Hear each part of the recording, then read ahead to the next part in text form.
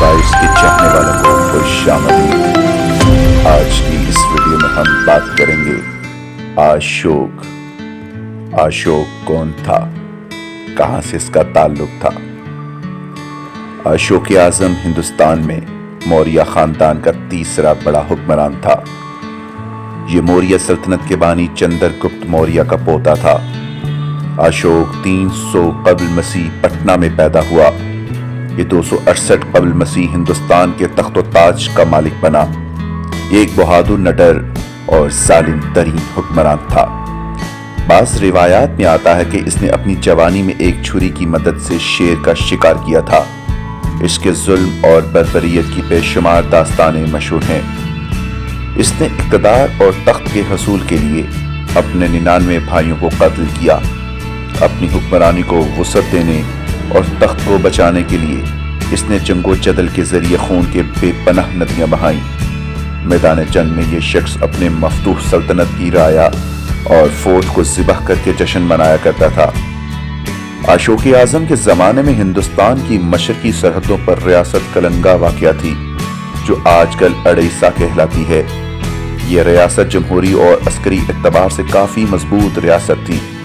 اشوکا کی شدید خواہش تھی کہ وہ کلنگا کو فتح کر کے موریہ سلطنت کا حصہ بنائے۔ آخر کار 3 سال کی مسلسل حملوں کے بعد اشوک کلنگا کو فتح کرنے میں کامیاب ہو گیا۔ فتح کے نشے میں اشوک کی فوج نے مفتوحہ ریاست کی اینٹ سے اینٹ بجا دی۔ تقریباً سارے فوجیوں کو قتل کر دیا گیا۔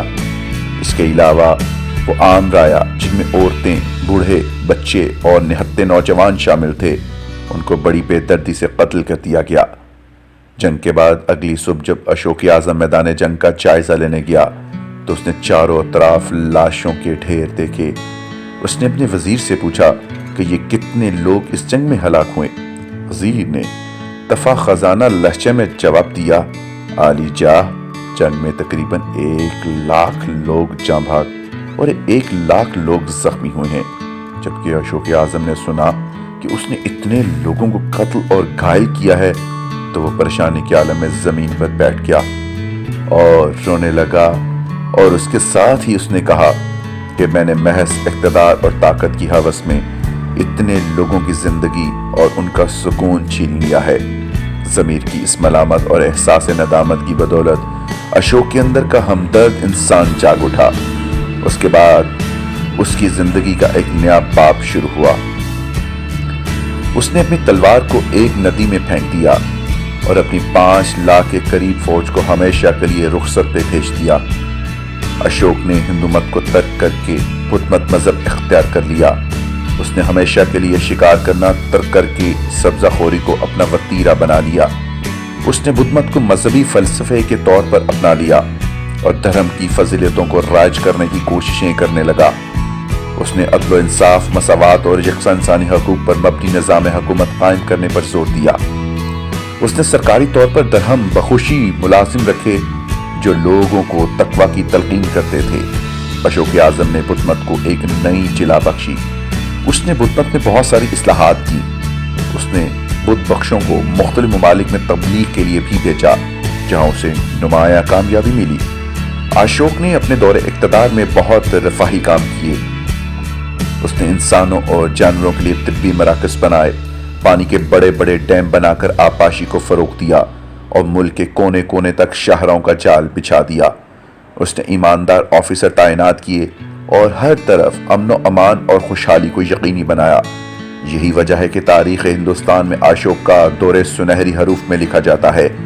اشوک کے حکم کے مطابق اس کی زندگی کی تفصیلات اور حکمت عملیوں کی سلطنت کے طول و عرض میں بڑی بڑی چٹانوں اور ستونوں پر کند کر کے نصب کر دیا گیا، جس میں سے بے شمار کند کی گئی تحریریں آج بھی موجود ہیں۔ اشوک نے تقریباً 40 سال حکومت کی۔ اس کی حکومت کا سورج ہندوستان کی وسیع و عریض سلطنت پر چمکتا تھا، جس میں آج کا بھارت، پاکستان، افغانستان اور بنگلہ دیش شامل تھے۔ اس نے اتنی بڑی سلطنت کا نظام اور نظم و نسق اتنے احسن طریقے سے چلایا کہ اس انتظامی انفرادیت کی بنا پر دنیا آج بھی اسے اشوکا دی گریٹ کے نام سے یاد کرتی ہے۔ اشوکا 232 قبل مسیح اس دارۂ فانی سے کوچ کر گیا۔ دشا اشوکا کی موت کے فوراً بعد DNGHA لکھتے ہیں کہ 12ویں صدی کی تاریخ کے کشمیری متن کے مطابق اشوکا کا بیٹا جولاکا ایک شیوی تھا اور متعدد بدھی خانقاہوں کی تباہی کا ذمہ